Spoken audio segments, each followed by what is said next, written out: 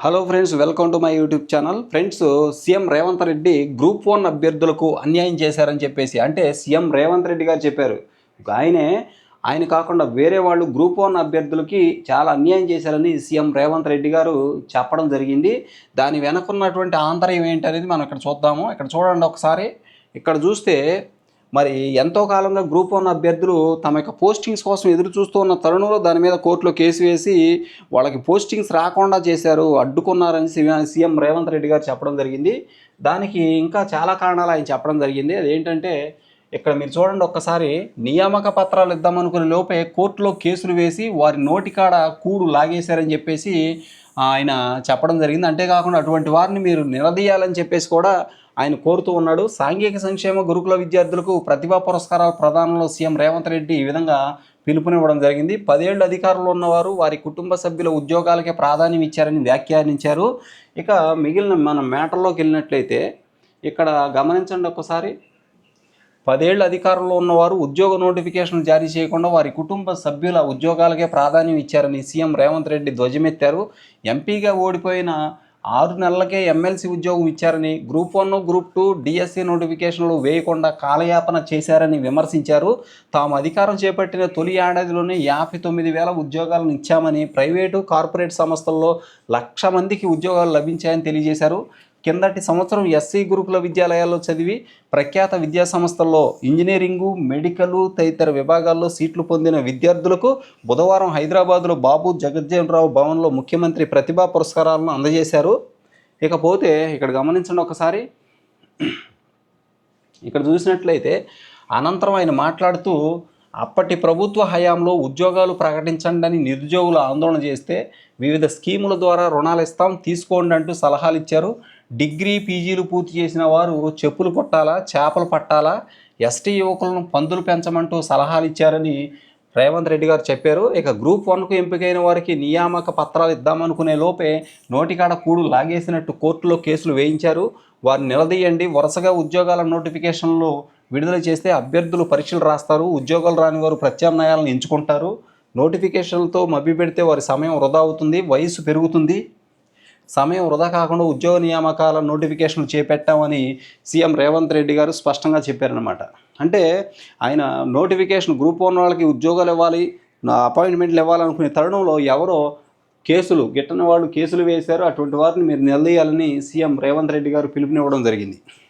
ఆకర్షణల వైపు మళ్ళొద్దు, 10 ఏళ్ళు కష్టపడండి. అంటే వచ్చే 10 ఏళ్ళు కూడా మీరు అటు ఇటు వెళ్లకుండా మన పార్టీని అధికారంలోకి తీసుకొస్తే మంచి ప్రభుత్వాన్ని కానీ నిరుద్యోగులకి మంచి ఉద్యోగాలు ఇచ్చి వాళ్ళని గాడిలో పెడతామని చెప్పి చెప్తున్నారు ఆయన.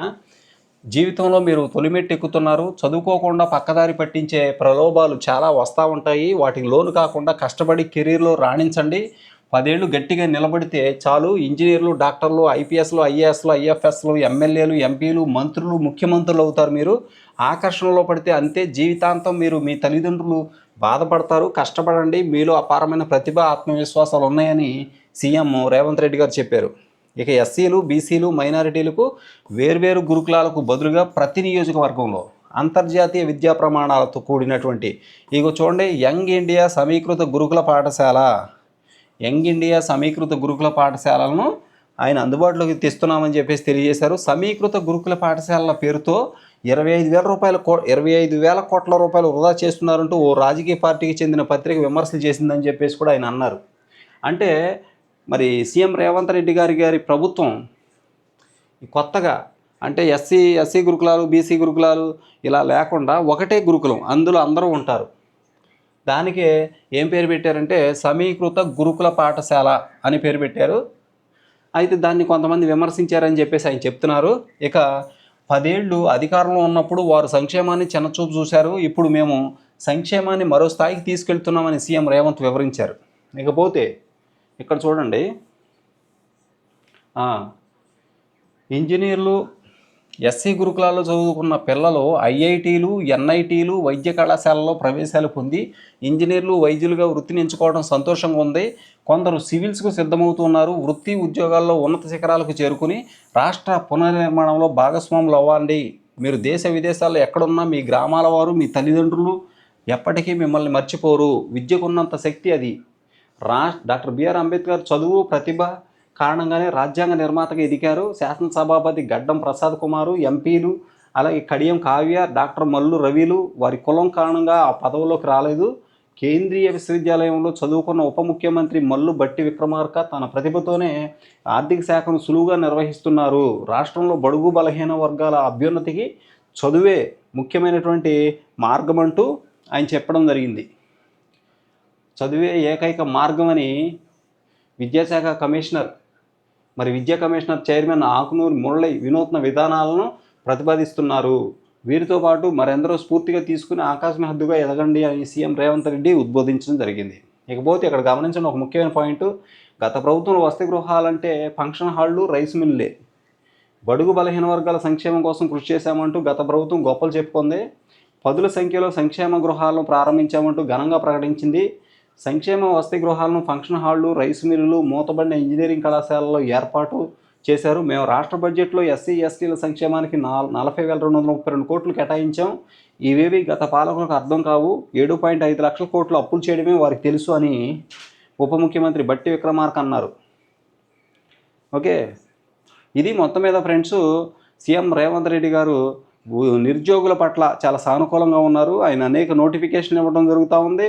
ఈ డిఎస్సి ఇవ్వడం జరిగింది, గ్రూప్ 1 గ్రూప్ 2 ఇచ్చి ఇవ్వడం జరిగింది. ఇంచుమించు 59,000 ఉద్యోగాలను భర్తీ చేయడం జరిగింది. మరో 1,00,000 ఉద్యోగాలను వివిధ ఆర్గనైజేషన్స్లో, ప్రైవేట్ సెక్టార్లో కూడా కల్పించడం జరిగింది.